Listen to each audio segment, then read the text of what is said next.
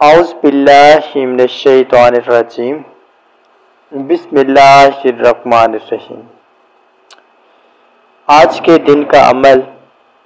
بہت ساری مشکلات کے حل کے لیے، خاص کر ایسے مسائل جن کے دشمن بہت زیادہ ہیں، حاسدین بہت زیادہ ہیں، منافقت رکھنے والے لوگ بہت زیادہ ہیں، ہر طرف آپ کو برے اور بھیکاری لوگ دکھائی دیتے ہیں۔ کوئی بھی انسان ایسا نہیں دکھائی دیتا کہ جس کے اندر خدا کا خوف ہو، اور آپ کے وہ گھر میں ہوں، آپ کے رشتہ داروں میں ہوں، آپ کے دوستوں میں ہوں، کہیں بھی ہوں،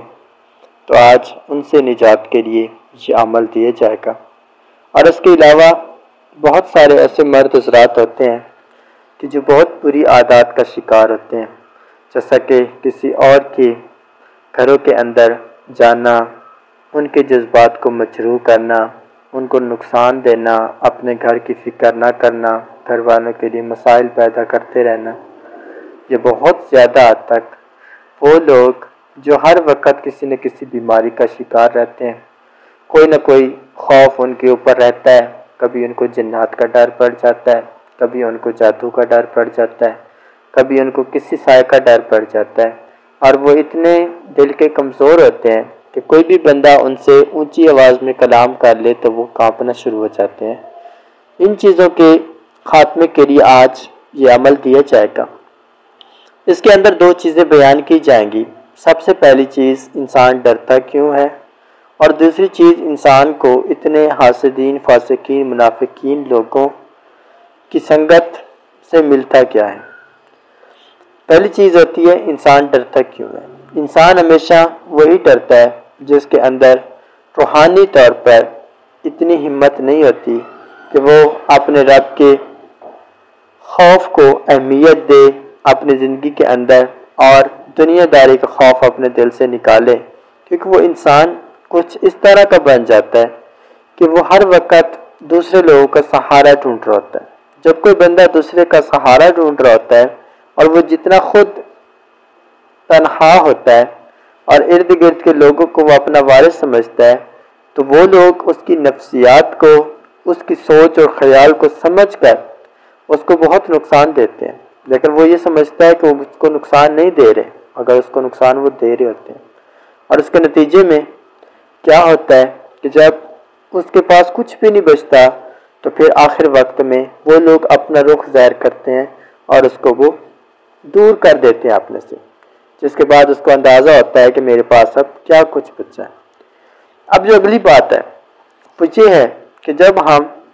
اپنے رب کے فرمان کو بھولتے ہیں،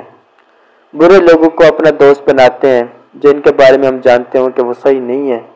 لیکن اس کے باوجود بھی ہم ان کی کسی چیز کو مد نظر رکھ کے ان کو اپنا دوست بناتے ہیں، اس نظریے کے لیے کہ ہمارے دل کے لیے خوشی کا باعث ہے،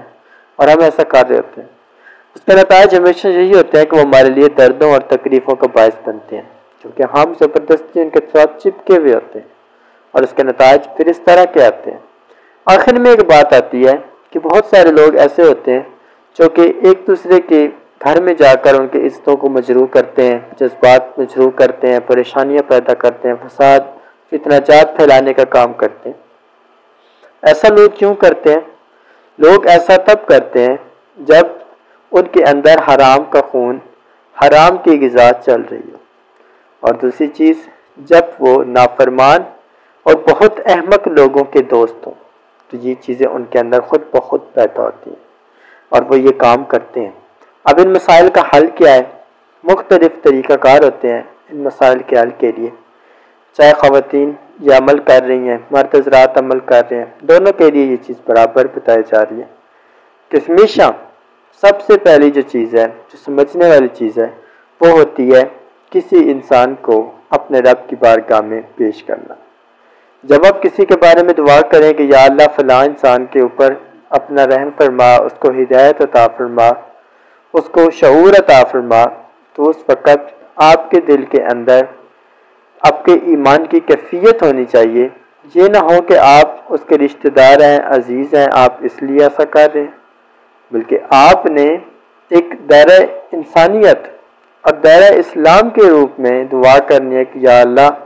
اس کو ہدایت عطا فرما، یہ سمجھ کر کہ وہ آپ کا جاننے والا نہیں ہے بلکہ آپ کے لیے اننون ہے۔ تو کیوں آپ سمجھیں گے؟ تاکہ اس انسان تک آپ کی دعا کا اثر پہنچے۔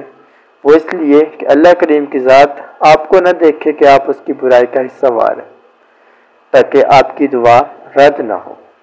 اب جو اگلی بات ہے، بہت سارے لوگ ایسے ہوتے ہیں جن کو جنات حملہ آور ہونے کے بعد نقصان دیتے ہیں، تکالیف دیتے ہیں، ان کے لیے مشکلات پیدا کرتے ہیں۔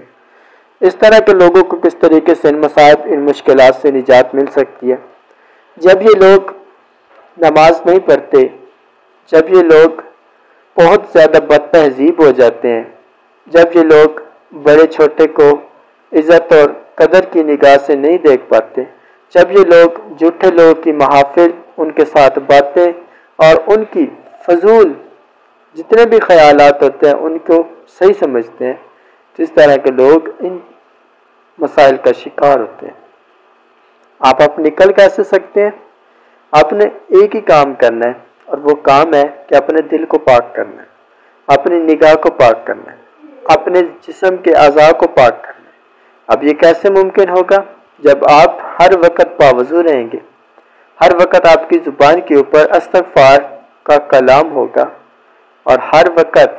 آپ کی نگاہ کے اندر جنت اور جہنم دونوں جگہوں کا تصور رہے گا۔ یہ وہ تین چیزیں ہیں، جب یہ تینوں چیزیں آپ کے اندر رہیں گی تو آپ کے اوپر جتنے بھی شیاطین ہوں گے، وہ جنات ہیں، وہ چڑیلے ہیں، وہ کوئی بھی چیز ہے، وہ خود بھاگ جائے گی۔ کیوں بھاگ جائے گی؟ کہ انسان کی طاقت کا فقدان وہ اللہ کریم کی ذات بہتر جانتی ہے، اور کوئی بھی چیز انسان کا مقابلہ نہیں کر سکتی، کیونکہ اللہ نے انسان کو سب سے بڑھ کر مضبوط کیا، اس کے پاس طاقت بہت زیادہ ہے۔ اب اس کا نتیجے میں بہت زیادہ اللہ کریم انسان پر اپنا احسان، اپنا فضل اور اپنا کرم نازل کرتا ہے۔ یہ جمعرات کا دن ہے، اس دن بہت زیادہ شیطان اپنا غضب ظاہر کرتا ہے، اور وہ ہر گھر کے اندر اپنا داخلہ اختیار کرتا ہے۔ کسی کو بھی وہ نہیں اپنے خدا کی طرف جانے دیتا، خاص کر ان لوگوں کو جن کے اوپر وہ حاوی ہوتا ہے۔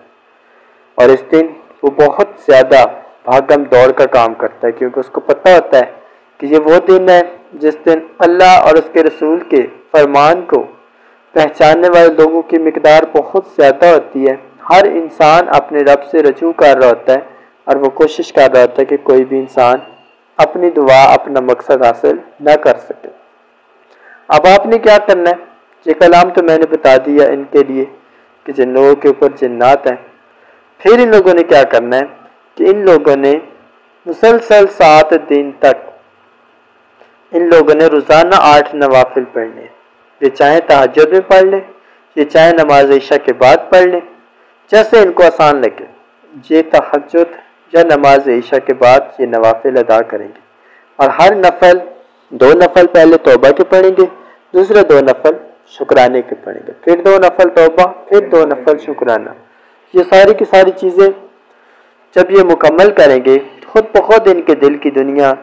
ان کی دنیا داری کے معاملات، سب چیزوں کے اندر ایک تبدیلی ظاہر ہوگی۔ اور سب سے پہلے، سارے کام کرنے سے پہلے یہ لوگ اپنے نام کا صدقہ دیں گے۔ صدقے میں کوئی بھی چیز دے سکتے ہیں۔ بہت سارے لوگ ہوتے ہیں پیسہ دے دیتے ہیں، مطلب چند 1 روپے دے دیتے ہیں، کہتے ہیں ہمارا صدقہ ہو گیا۔ کوشش کیا کریں اگر تو زیادہ پیسے ہوں تو پھر صدقہ پیسوں کا دے دیا کریں۔ اگر آپ کے پاس زیادہ پیسے نہ ہوں، تھوڑے پیسے ہوں، صدقہ جس کا آپ دے رہے ہیں، جیسے آپ کے پاس 50 ہے، 100 ہے، 10 ہے، 20 ہے، کوئی بھی ہے، تو پھر آپ کوشش کیا کریں اس کی کسی ضرورت کو پورا کیا کریں۔ جس مستحق کو آپ صدقہ دے رہے ہیں اس کی ضرورت کو پورا کر دیا کریں، یا اس کو موسم کے حساب سے کپڑے لے کر دے دیں، یا جوتے لے کر دے دیں، یا کوئی بھی چیز دے دیں۔ مقصد کیا ہے کہ آپ کا صدقے کے اندر اتنا وزن ہونا چاہیے کہ اگلا انسان ضرور دل سے خوش ہو کر آپ کو دعا دے، اور اس کی وہ دعا ضرور آپ پر اللہ کا فضل نازل کرے گی، کیونکہ اللہ نے جتنے بھی غریب، یتیم، مسکین لوگ بنائے ہیں، ہم لوگ تو ان کو اپنی نظر میں بہت احمق اور برا سمجھتے ہیں، لیکن وہ ہمارے لیے ایک ایسا اللہ کا فضل ہوتے ہیں کہ ان تک پہنچنے کے عوض، ان کے لیے مدد، ان کے لیے کوئی کوشش کرنے کے عوض اللہ پاک ہمارے عزت میں، ہماری قدر میں، ہمارے رزق میں، ہماری تمام معاملات زندگی میں آسانی فرما دیتے ہیں۔ اور جب ایسے لوگ نہیں ہوں گے تو وہ اللہ کے عذاب کی علامت ہوتی ہے، کیونکہ آپ نے بہت سارے لوگ دیکھے ہوں گے جن کے پاس دولت ہوتی ہے، زر ہوتا ہے، سب کچھ ہوتا ہے، لیکن ان کا دل اتنے سخت ہوتے ہیں کہ وہ کبھی بھی کسی کو نہیں دے پاتے۔ اب اس کا مطلب یہ نہیں ہے کہ وہ دینا نہیں چاہتے، کیونکہ اللہ ان سے اتنا خفا ہو چکا ہوتا ہے کہ اللہ ان کا صدقہ، ان کا دیا ہوا اپنی بارگاہ میں قبول کرتا ہی نہیں ہے۔ اور ان کو ایک جگہ سے خوشی مل رہی ہوگی تو دوسری جگہ سے ان کو اتنا بڑا نقصان ہوگا کہ وہ اپنی آپ میں مگن رہیں گے، ان کو خبر ہی نہیں ہوگی کہ کون خوشی میں ہے، کون غمی میں ہے، کون کس حال میں جی رہا ہے، کیونکہ وہ اپنی آفتاب میں مگن رہیں گے۔ اب یہ بات تو صدقے کے بارے میں سمجھا دی گئی کہ جتنا آپ کا ہاتھ کا دیا ہوا آپ کو بچا سکتا ہے ہر ایک آفت سے، وہ آپ کے لیے بہت مفید عمل ہے۔ اب جو اگلی بات ہے اس کے اندر کہ بہت سارے ایسے لوگ ہیں جو بہت برائی کا، عامقیت کا شکار ہیں، لوگ گناہوں سے نہیں بچ پاتے، لوگ خطاؤں سے نہیں بچ پاتے، ہر وقت جھوٹ بول دیتے ہیں، ہر وقت گالیاں دے دیتے ہیں، ہر وقت بد کلامی کرتے ہیں، ہر وقت غیبت کرتے ہیں، چغل خوری کرتے ہیں، تہمتیں لگاتے ہیں، مختلف ان کے سوچیں اور خیالات ہوتے ہیں۔ تو اس طرح کے لوگوں کو کس طریقے سے آپ نے ہدایت کے راستے پر لانا ہے، کوشش کی جائے۔ یہ لوگ خود پہلے تو اپنی محنت کریں،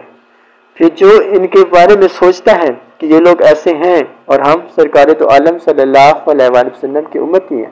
ہمارا حق بنتا ہے کہ ان کو بھلائی کا راستہ دکھائیں، تو اس کے لیے ان کے لیے دعا کرنے کے کچھ الگ طریقہ کار ہیں۔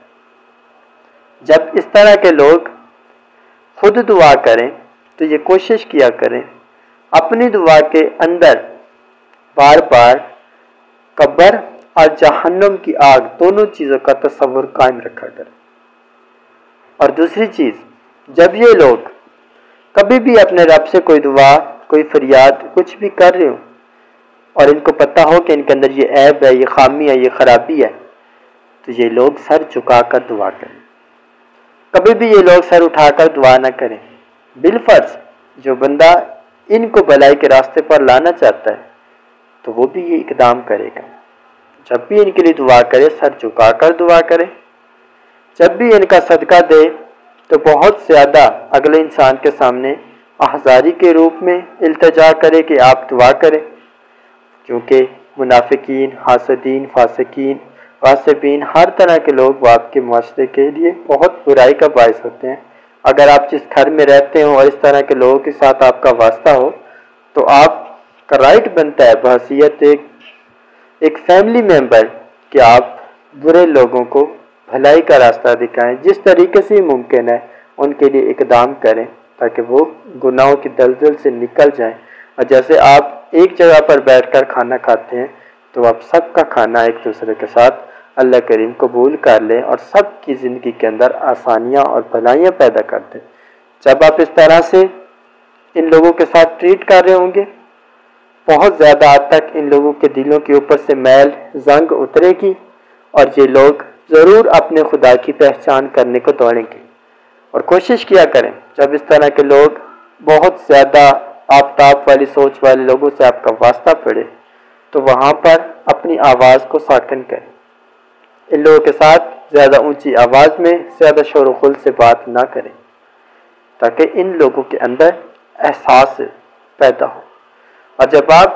ان کے ساتھ سیم ان کی طرح جواب دیں گے تو یہ لوگ کبھی بھی آپ سے کمزور نہیں ہوں گے۔ اور یہ لوگ کب کمزور ہوں گے؟ جب آپ اللہ کریم کی بنائی گئی حد کے اندر چل رہے ہوں گے اور ان کے لیے دعا کر رہے ہوں گے، اور اللہ وحدہ لا شریک ذات ضرور ان پر اپنا رحم نازل کرے گی۔ اب آخر میں آ جاتا ہے عمل کہ ان سارے مصائب اور مشکلات کے خاتمے کے لیے عمل کیسے کریں۔ سب سے پہلی چیز 2 رکعت نماز نفل توبہ ادا کریں اور اس کے بعد دعا کریں۔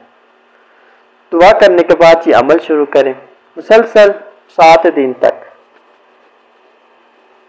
اپنی زبان کے اوپر ہر وقت ایک ہی لفظ ہونا چاہیے، الا اللہ محمد رسول اللہ، الا اللہ محمد رسول اللہ۔ یہ کلام آپ کی زبان پر ہونا چاہیے، اور اس کے دوران بہت زیادہ شیطان آپ پر غلبہ ڈالے گا، آپ کو روکے گا، پریشان کرنے کی کوشش کرے گا، بہت کچھ کرنے کی کوشش کرے گا۔ آپ نے استقامت کرنی، اور آپ نے 7ویں دن خاص کر خیرات کرنی ہے، بچوں میں تقسیم کرنی ہے اور دعا کروانی ہے۔ 7 دن کے بعد ساری مشکلات، ساری تکالیف آپ کی ختم ہو جائیں گی اور پھر اپنی اپنی کیفیات ہر ایک فرد بتائے گا۔ جزاک اللہ۔